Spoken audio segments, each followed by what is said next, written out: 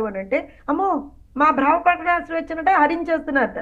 మీదో భావ ప్రకటన స్వేచ్ఛ, బూతులు మాట్లాడడమే భావ ప్రకటన స్వేచ్ఛ అయితే ఐ వుడ్ రిక్వెస్ట్, ఎందుకంటే ఇక్కడ ఒక సీనియర్ అడ్వకేట్ కూడా ఉన్నారు కాబట్టి ఏమన్నా దీనికి ఏమన్నా ఆప్షన్ ఉంటే, అంటే లాంగ్వేజ్ లో ఏదన్నా మనం ఆప్షన్ పెట్టి this language should not be used అని కోర్టులతో ఏదైనా తెచ్చుకోగలిగితే తెచ్చుకోవాలి ఆంధ్రప్రదేశ్ రాష్ట్రంలో. ఇలాంటి వ్యక్తులు ఉన్నంత కాలం, ఇలాంటి పార్టీలు ఉన్నంత కాలం అసలు ఎంత అంటే వీళ్ళు ఎలా చేశారంటే పవన్ గారు, నేను జోక్స్ అపార్ట్ నేను ఒక విషయం చెప్తాను చూడండి. Outraging the modesty of a women, నేను లా మాట్లాడుతున్నా, though I'm not a lawyer. Outraging the modesty of a women అనేది టైం అండ్ అగైన్ చేశారు వాళ్ళు. కొడాలి నాని కావచ్చు, పోసాని కృష్ణమూర్తి కావచ్చు, వీళ్ళందరూ కూడా, ఈ మాధవ్ కావచ్చు, లేకపోతే ఇంకెవరన్నా వల్లభనేని వంశీ కావచ్చు, ఎవరన్నా తీసుకోండి, రోజాతో సహా, being a women she did it, being a women, ఒక మహిళ అయి కూడా రోజా అదే పని చేసింది. వీళ్ళందరి మీద అసలు వాస్తవంగా మాట్లాడితే అప్పుడే కేసులు బుక్ అవ్వాలండి. మరి అప్పుడు నిజంగా కూడా పోలీసులు ఎందుకు చేయలేదు అనేటువంటిది మేము చాలా సందర్భాల్లో ప్రశ్నించాము. ఆ రోజున ఏ రకమైనటువంటి కూడా ఆన్సర్ మాకు రాలేదు. కానీ ఇవాళ వివిధ కేసుల్లో still I'm not happy Pawan గారు. నేను మీకు చెప్తున్నాను, వీళ్ళని ఇప్పుడు వల్లభనేని వంశీని మేము కిడ్నాప్ కేసులో అరెస్ట్ చేశాము, ఇంకో కేసులో అరెస్ట్ చేశాము, మట్టి తవ్వకాల్లో అరెస్ట్ చేశారు, ఇవి ఓకే. పోసాని కృష్ణమూర్తిని ఒకళ్ళు ఏంటంటే కేసు పెట్టారు, దట్స్ ఫైన్.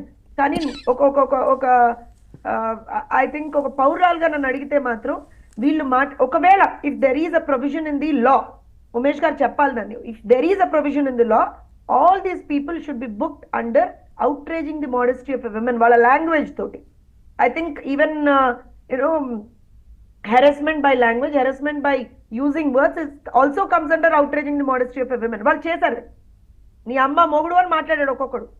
సో ఖచ్చితంగా అలాంటి వ్యక్తుల మీద వాళ్ళ అలాంటి కేసులు చెయ్యాలేమో, అండ్ వాటికి అంతే శిక్ష ఉండాలని నేను అనుకుంటున్నాను. రైట్ ఉమేష్ గారు, అంత గట్టిగా శిక్షలు పడాలని నేను అనుకుంటున్నాను. ఒక నిమిషం సార్, ఉమేష్ గారు వచ్చే ముందు నేను ఇంకొక మాట చెప్తా.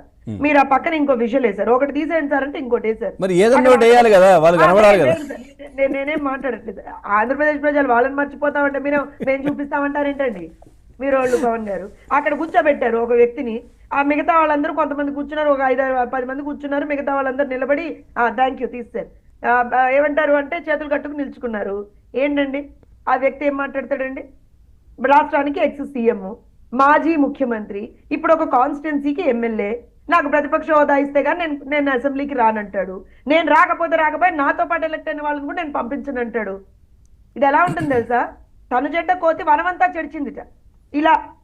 ఇలాంటి వాళ్ళని చూసే, ఈ జగన్మోహన్ రెడ్డి లాంటి వాళ్ళని చూసే ఆ సామెత కూడా ఏవో నాకు తెలిసి యాప్ట్ గా ఫిట్ అయింది అనిపించింది.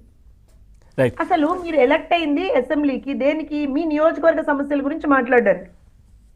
వాళ్ళు చెయ్యరట. అది చెయ్యకుండా మా అయ్యన్న గారు, మా RRR గారు, మీరు 60 రోజులు వరుస పెట్టి రాకపోతే డిస్క్వాలిఫికేషన్ ఉంటుంది అని చెప్పి మాట అన్నారని ఎవరో చచ్చుపుచ్చు సలహా ఎవరో ఇంకోళ్ళు ఎవరో ఇచ్చుంటారు. అన్నా నువ్వు ఒకసారి వెళ్ళన్నా, ఒకసారి వెళ్తే అయిపోతుందన్నా అని ఇచ్చుంటాడు ఎవడో. 5 వరకు స్క్రిప్ట్లు రాసే వాళ్ళు ఉంటారు కదా, వాళ్ళు ఇచ్చుంటారు.